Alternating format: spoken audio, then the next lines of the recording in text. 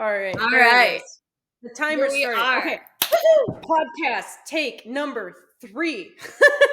Because Angel and I are not good with technology. No, we're not. I tried. So, Introduce yourself first. yeah, so we learned this the first time. So for those who don't know me, and since this is the first episode, I don't expect you to. My name is Captain.Hurley. I am the owner and the founder of the Leaky Mushroom Moto Ranch, and soon Nick, Sam, and Ben will become co-owners. And we have Angel on today as part of the podcast. She's our media event manager, literally handles everything that falls between the cracks of us not doing business stuff. So huge thank you to Angel. Angel, you want to say anything about yourself? Not really, no. No, I actually think this is an important time to put the distinction out there that I have no idea what I'm doing in this realm. So I am what we call a newbie. I'm inexperienced, and everything that we're going to be talking about is new information to me, essentially. So we're coming to you from the standpoints of new person and guru. Yeah, so I guess kind of obvious industry stuff. Sorry, everyone, because this is the first podcast episode and it's going to be terrible. And we're just going to embrace the suck because we've already done this twice. So we're going to embrace the suck together. Oh no, I lost my train of thought. Oh, what we're talking about. So the Leaky Mushroom Moto Ranch is like a one-stop shop for all the idea, the like want to be, is that it's the one-stop shop for all dirt bike enthusiasts in the enduro and the hard enduro realm. We don't really... Nick is a retired pro-am motocross racer. He's going to have his own segment. He does R&D for the business as well as coaching. Sam does tech tips. Ben is the ultimate wingman, and Angel is media. But so for this specific podcast, though, there's some very, very distinct things that went into deciding that we were going to start this journey. So together, with you listening to our gorgeous voices or seeing our poorly lit faces on the YouTube. I don't know which platform you're seeing this on, but so the important series of events is we announced that we were going to be going national with our dirt bike clinics for the first time ever. I started the clinics the business actually started in October of 2022. So we officially just like reached a year and 2 months, which is pretty cool. And it just started in Minnesota as, yes, clap, clap, clap, clap, as a dirt bike clinic school. Like it was just meant to teach people to get comfortable on a dirt bike. It was never meant to be something big or epic. And it blew up a ridiculous amount. It got wicked popular. And I literally couldn't keep up with it. And it got to the point where people were like, you got to come here, you got to come here, you got to come here. So Angel came on to help us. Angel's a graduate of our dirt bike school, and she's amazing. She's been the wing woman of the year, basically. And so I put Angel in charge of organizing our schedule for 2024 with just the announcement of, hey, we've had so many requests from these people to go to other places. Tell us where you want us to go, and we'll come there. Like send us a little message or a text or whatever, and we'll make it happen. And there was a stupid amount of women that reached out from Tennessee specifically. And so Angel was in a group chat with them all, with us, with myself, while we were organizing logistics for Tennessee. And I left the group chat for all of 2 hours. And Angel, I'm going to need your input on this because we didn't talk about this on the live. And even though we already talked about it, I need you to say it again because it's hilarious how this whole series of events unfolded. Is that in this group chat, I left for 2 hours. And Angel's in charge of the schedule. And these ladies, I come back into the group chat and somehow I've been voluntold that I'm going to be doing the Tennessee Knockout. And if you don't know the Tennessee Knockout, it is the one race in the United States that's recognized by the World Series of super wickedly hard enduro. And it's just friggin' moss-covered rocks the size of cars for miles and logs as big as houses that are suspended that you're going over in laps. So Angel, how and why? How and why did we come to this? So you were voluntold, but you kind of also semi-volunteered yourself because you said that would be so cool to do it, and then you left, and then we were like, "Oh, that'd be so awesome! Like you totally should do it. We think you could do it." And then it kind of evolved into, "I'll be your pit crew. I'll do this for you. I'll do that for you. I'll take care of cooking." Like you have a cook, you have a masseuse, you have like all kinds of people who are willing to just do stuff for you for this. But yeah, it just we did not realize that you weren't there. We thought you were just kind of like, okay, cool, and just letting us talk. And then we realized, oh, she's not here. And then you came back and we're like, hey, just so you know, you're doing this now. So It looked real bad for me to say no. Like it was impossible for me to turn down the offer that was put yep. forth after reading through the messages. But I wasn't going to make it easy, so I said, "Okay, I'll do it, but in exchange, you have to fully book out both Tennessee weekends." And in that process, it would be stupid of me to not try and promote those clinics myself. So in the process of trying to get media sponsors for this, to promote the event, for those that don't know, I also teach athletes, moto entrepreneurs, you name it, how to get monetary sponsorships to pay for the thing that they want or need or are trying to pursue, whether it's just to take the expenses down or they want to make it their full-time job like I did. Whatever it is that you want to do, I teach people how to do that. And one of the biggest objections I get is, Catherine, it's so easy for you. You know, you run a business. Like, we don't run a business. So how do we do that? And it came to my attention that this will be the first time in about 2 years that I will be campaigning for sponsorships as an individual, as a racer, trying to get sponsorships for a specific event, for training up to the event, for some races before the event. And it's just strictly as a racer. It doesn't pertain to getting money to operate the business. So we thought, Angel and I talked about this, that it would be really good and really beneficial to actually do a weekly check-in. Since Angel doesn't have any experience in this, as I go through this process, I'm going to show Angel how I'm going through this process so that you can get her perspective on this too. But it'll be really in-depth, kind of behind the curtain, what all goes on in the happenings, the sponsorship underground. Dun, dun, dun. I absolutely love that name. Like it's like, oh, so mysterious. Like Yeah, cool. So gosh, this is so weird doing this a third time. I'm so sorry, everyone involved. This is way more fun the second time around, but I didn't have any audio. So we'll lead off with, let's go back to the Tennessee, because there's an important thing that I forgot to mention in the Tennessee knockout that I hope I'm wrong about. But after I found out that I was voluntold for this Tennessee knockout, I went through the rule book because I had no idea what I was signing up for. I had no idea what was going on. And I was like, well, we're in it now. I might as well learn. And I was flipping through the rule book because I have this stigma of like, I'll never sign up for the women's class. The women's class is stupid. It's an open class. You know, there's 500s racing 125s and experts racing newbies, you know, and I was like, I'll never do that. I always race the men's class for the bike class and the skills class.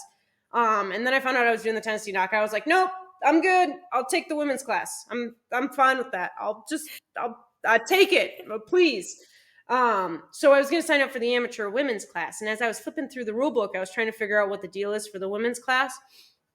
And I found out Saturday morning is the amateur women's class. The amateur women show up Saturday morning, and if you place in the top 200 people of the Saturday morning race, you go to the Saturday afternoon race. The pro women do not run the Saturday morning race. They only run the Saturday afternoon race. And if you place, it just says if you place in the top 3 women, there's no specification on pro women or amateur women. If you are in the top 3 women, you move on to Sunday. So, why?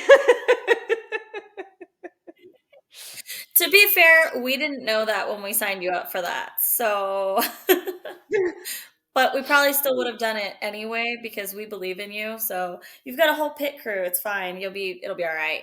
You just have to do it. It's not a big deal. You just have to do it. So it's one of those, it's a really hard line to think about of like, do I sign up for the amateurs and hopefully do nothing, or it's one of those love-hate relationships of like, what am I really going to run 3 hard enduros? Gosh, I just don't know. I guess it depends if Yes. I hit the top 200 in the first place. But okay, so moving on, I guess.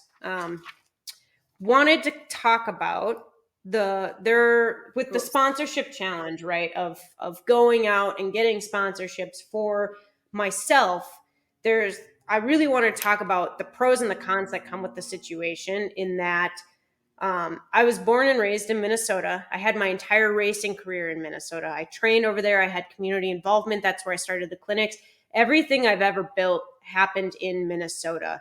And just 2 months ago, I moved to California. So I know nobody out here. I can barely ride this place because it's this awful, crumbly, shaly kitty litter, but it's lighter than kitty litter, like not the same as Colorado kitty litter. It's a nightmare. Okay, there's no traction, and it's like air. It's like you're just riding on air. It's terrible. So not only can I not ride well here, I know nobody here. So that makes campaigning for sponsorships definitely a little challenging for sure. I don't have the home field advantage of people knowing who I am. But the big advantage that I have is, unlike most people, I don't have a small social media following, but I definitely don't have a big social media following. For total transparency, on December 16th, 2023, when we record this, my following is at 6,600 and some odd people, which is definitely more than a lot of people start out with. A lot of my students start with about 500 followers. That's pretty much average, 500, about, yeah, 500. But it's still not considered a micro influencer, which is about 10,000 to 50,000 followers. So there is that. And I guess what I really wanted to do was establish the rules of the game, if you will, about how we're going to go about getting these sponsorships and presenting them to you through this podcast or through the YouTube if you're watching the YouTube, and what that all looks like. So are there any immediate pros or cons that I missed that you wanted to touch on, Angel? I think that we had talked previously about making the distinction of you going through this as a business owner, being more of a pro, but then like it doesn't really necessarily give you a leg up being like the business owner or a coach, being that you don't necessarily get anything from it, because we're going to make this the rule that you cannot use the business side of it. So you cannot approach a sponsor as a rider and say, hey, and then we're going to give you this advertising through our company. No. To this person that you're giving this to, the company doesn't exist. Yes, technically you're the founder and you own it and everything, but it doesn't exist to them. So you can talk about, you coach for it, but they don't get anything from the business. That's separate. So I think that's the very important distinction we need to make, is that you're doing this as a rider, as a racer for this specific event. Yeah. Okay. I like that. For my one non-negotiable rule that I have is that I'm keeping Hermoto as my gear sponsor. Not because I actually get any benefit from them, because I don't.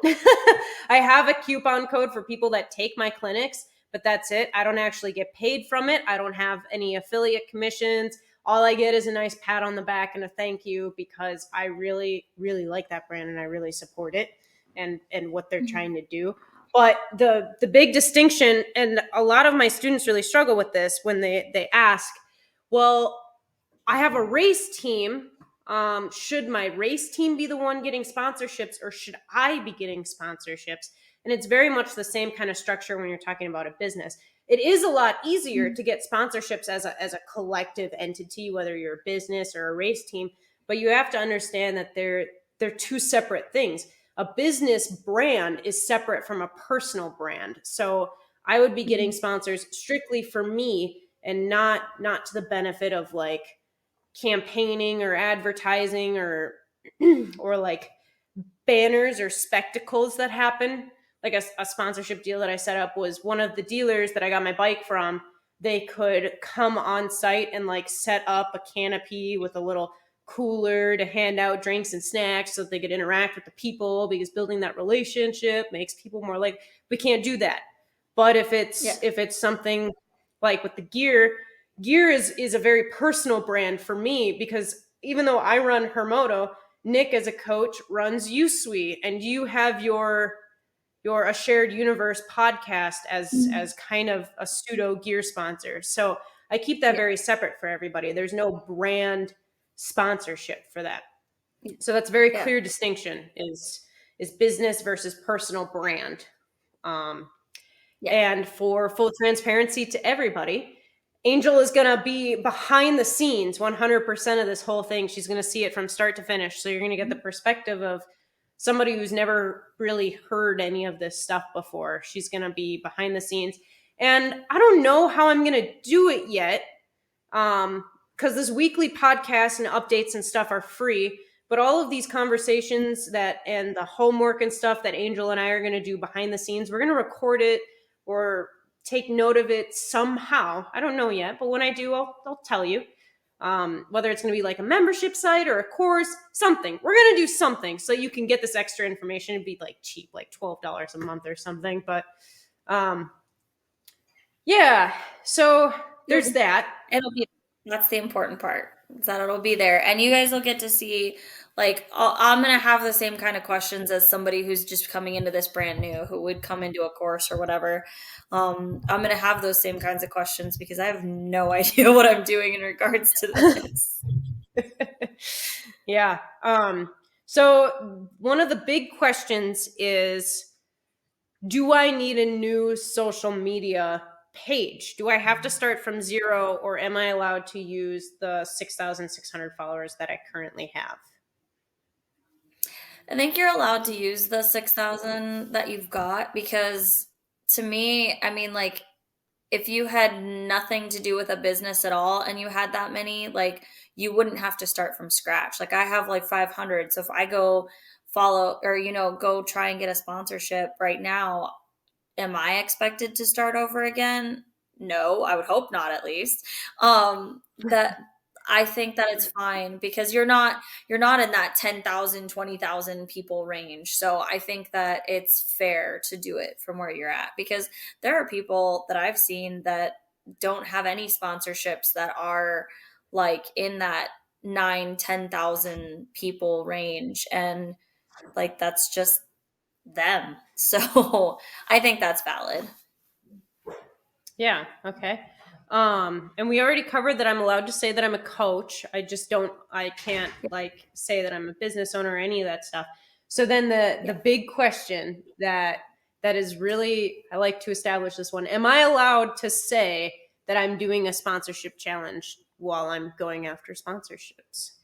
Am I allowed to be like, I'm in a competition right now about like tracking this whole adventure? So or do I keep that under wraps?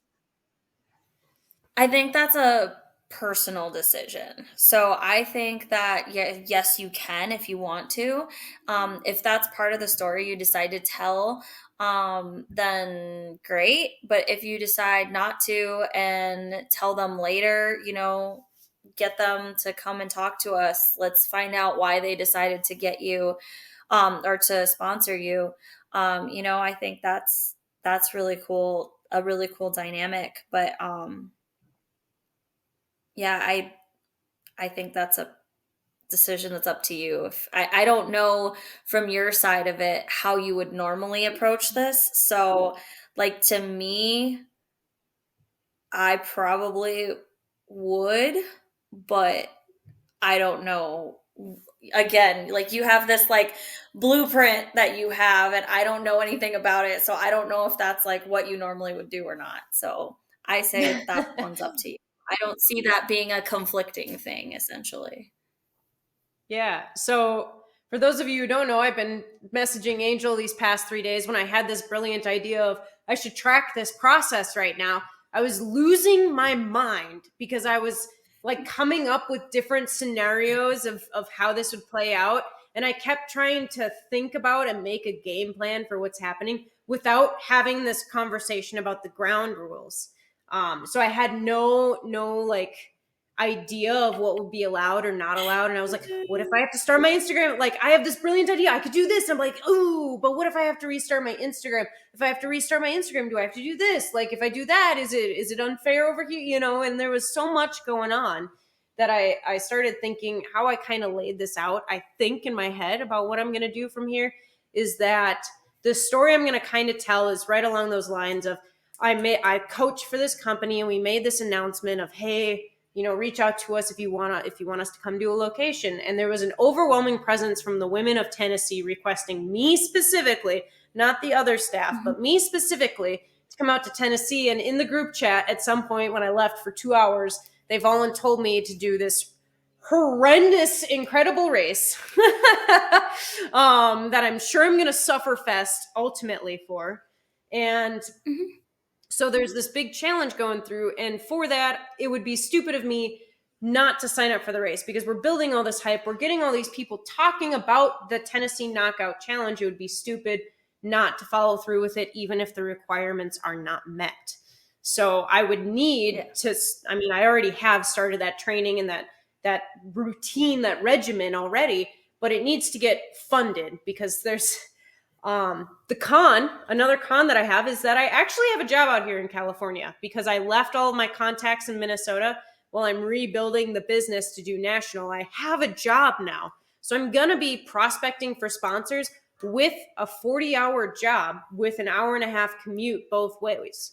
So there are some real life scenarios that are happening. This is, even though I get paid to do the sponsorship stuff, people like sign up for the courses that I have available, all of that stuff, that's irrelevant to the fact that while I'm campaigning for these sponsors and training for TKO for the next 3 months, I have a job. So ideally, I would like to supplement it so that I can work less. And I will not be counting any of the funding that comes from the business, through like clinic registrations.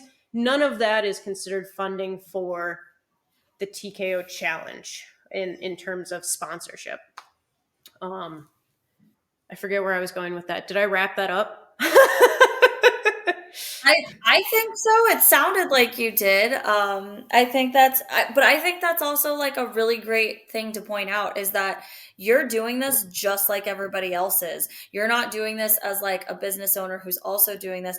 That is a really important distinction to say you are working a normal job, 40 hours a week. Like everybody else who's starting to get into this is doing the same thing. So it's not like you're just sitting there all day on your laptop doing nothing, like, or not doing nothing, but you know what I mean? Like you're actually doing something away from where you can be productive for your sponsorships. So, which I mean, essentially is doing nothing. If you're not getting a sponsorship, then what does it mean anyway? So,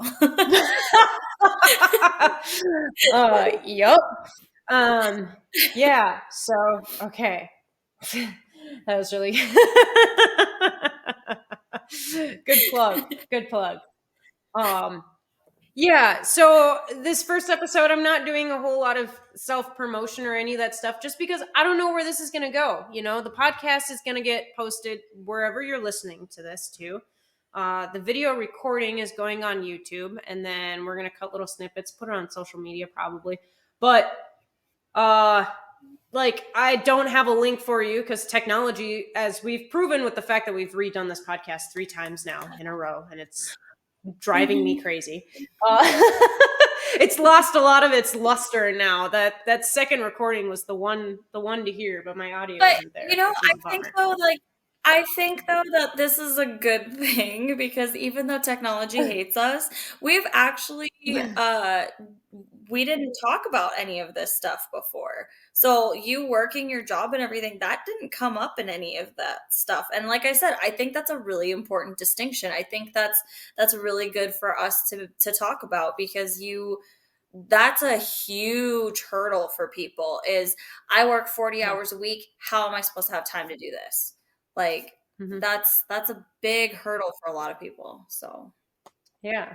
Um, and since technology hates us, I don't have working links yet that I can just tell you. Like I have them behind the scenes, but I was told it was going to take 20 minutes and here we are 4 days later. So I don't know what's going on with that, but when I do have functioning links, I'll start doing call outs. But in the meantime, if you're listening to this and I don't have links in the description yet, that means you're one of the first listeners. So thank you. Which means you probably know who I am already. So if you actually want to sign up for the course that I restructured it. Its launch was supposed to be today, but the domains aren't working. So you can just send me like a DM or something, and I'll give you the link to the $7 because I'm running a special right now. It's a $7 course, and you can do a one-on-one meeting with me for an hour and a half for $97. I think is what it is.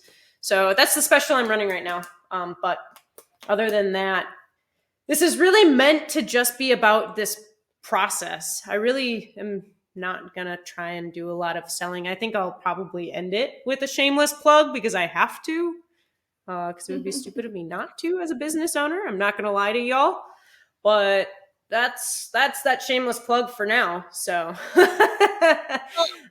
Angel. See, and personally, I don't see it as a shameless plug. Like, I understand, like, that's what people are going to talk, like, call it or whatever, but I think it's super beneficial. I think that everybody that I've ever talked to has, at least in our world, you know, always says, I want to ride dirt bikes for a living. Like, I want to, you know, be able to do this more. I want to be able to afford it. Like, there's so many things that cause us to not be able to do the things that we love in life. And you have this figured out. You know, you have your blueprint, you have the way to be successful at this. And so I don't think it's shameless or whatever word you use.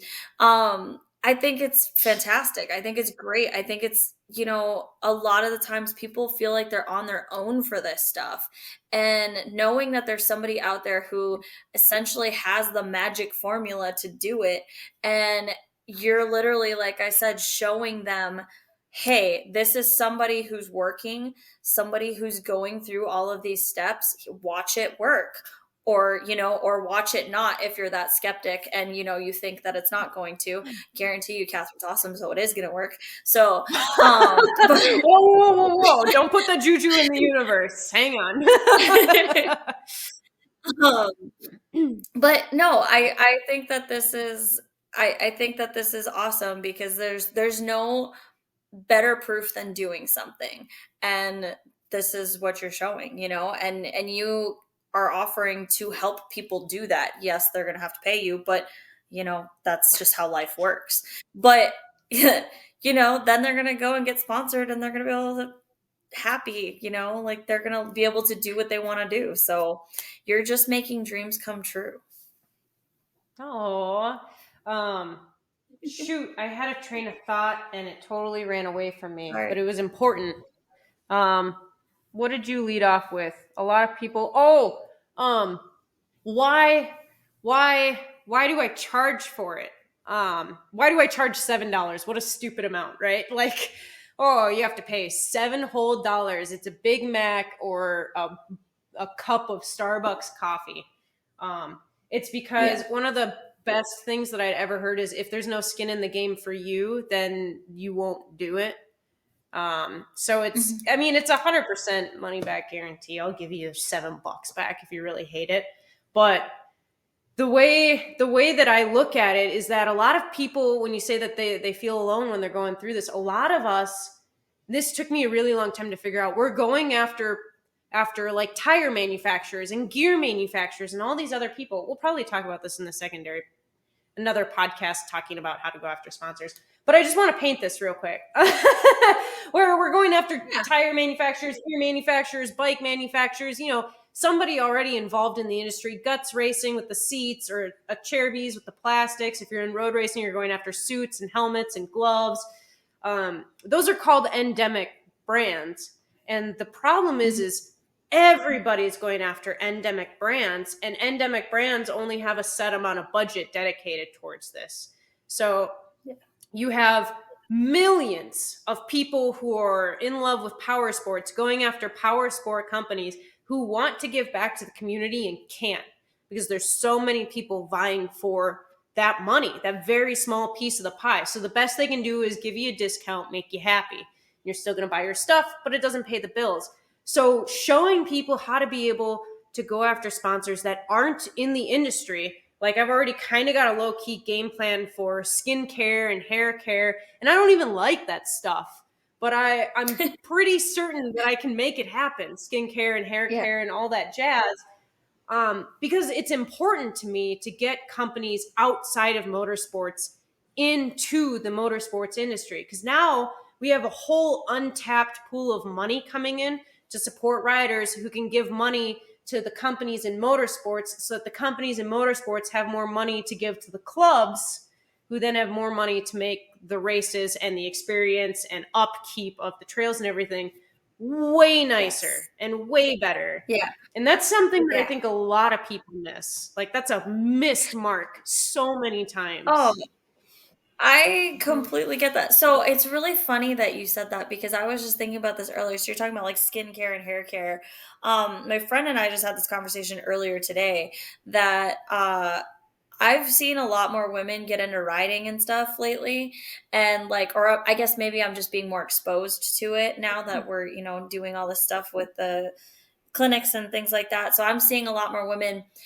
I have always only ever seen women who do not wear makeup, who do not seem to take care of their hair. We're very tomboyish ladies. But there's also this entire group of women who are riding who are gorgeous and who do a full face of makeup, and their hair still looks awesome. And I'm like, shout out to Crystal. Okay. Yeah. 100% exactly what I was thinking about. But there's several women that I've seen.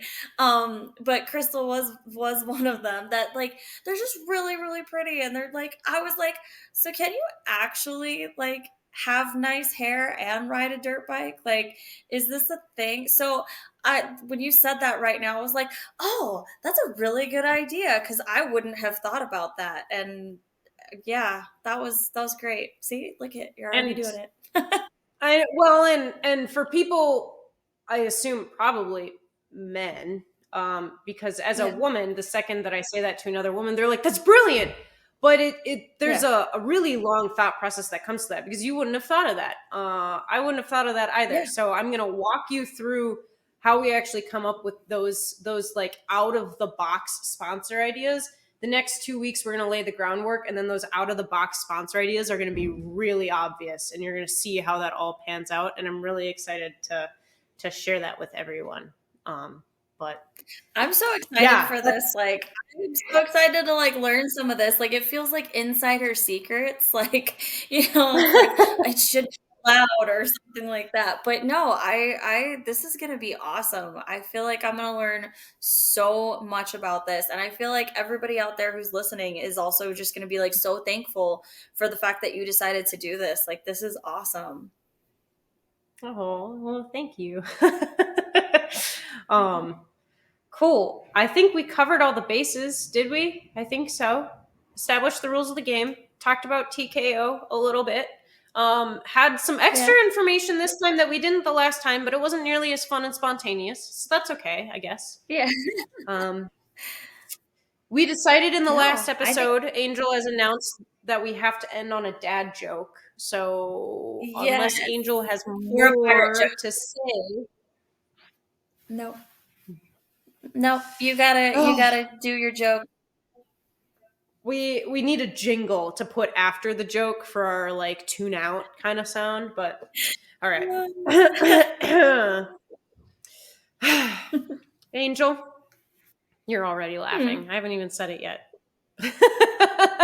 Angel, what did the fish say when he hit the wall? I don't know.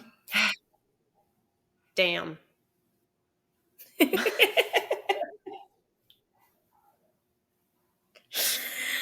And done.